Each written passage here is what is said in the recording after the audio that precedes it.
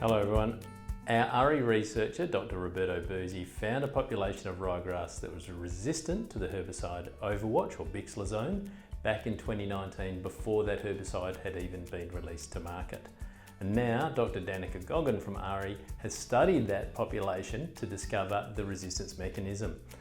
So firstly, yes, it was found before Overwatch was released to market. It was ryegrass that was resistant to other herbicides, and it seems that there is some sort of cross resistance. I spoke to Roberto about that. He has found a few populations of Bixlozone or Overwatch resistant ryegrass now, but there's no obvious pattern of cross resistance. So it's not an obvious if you're resistant to this herbicide, therefore you may have resistance to Overwatch. So that's that. Now, how does annual ryegrass tolerate or resist herbicide Overwatch or Bixlozone? So firstly, we have our herbicide Overwatch, and what we know about it is a pro-herbicide.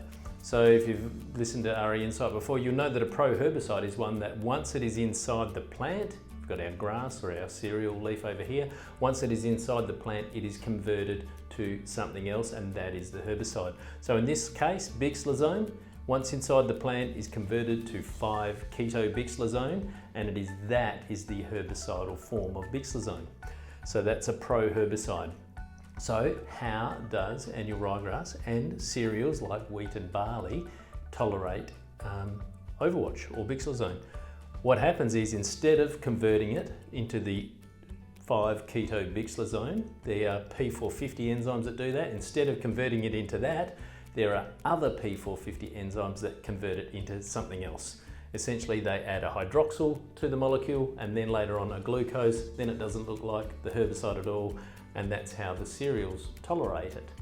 So in our resistant ryegrass population, there are different P450 enzymes that, instead of converting it into the herbicide form, convert it to something else.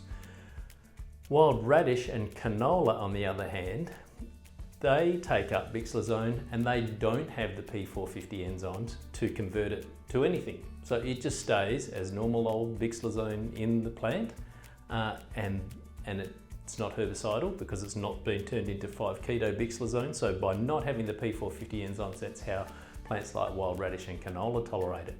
Now there's a little twist in this story. So what Danica Goggin, our researcher at AHRI, did was she had some 5-keto-Bixlozone made in the lab. She applied it to wild radish and canola and it died, right? Because she's applied essentially the herbicidal form.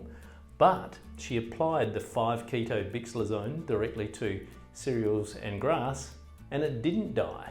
It just seemed that the grasses and cereals didn't take up the 5-keto-Bixlozone very well at all. So perhaps, and it's a big perhaps, she has discovered a new herbicide, which is 5-keto-Bixlozone, which potentially can kill wild radish and canola and perhaps some other broadleaf weeds in a cereal crop. That's a big call, but you never know your luck. Anyway, for more information, take a look at AHRI Insight.